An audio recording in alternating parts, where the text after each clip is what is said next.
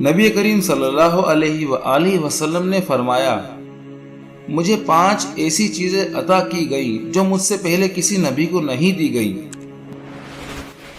Number 1، 1 مہینے کی مسافت پر دشمن پر میرا رعب ڈال دیا گیا۔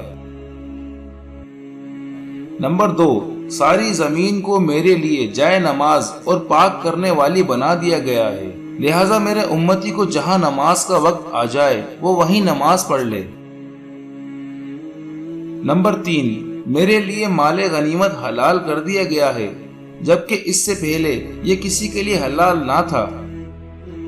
نمبر 4، مجھے شفاعت کبریٰ حشر میں حساب کتاب شروع کرنے کی درخواست کرنے کی اجازت عطا کی گئی ہے۔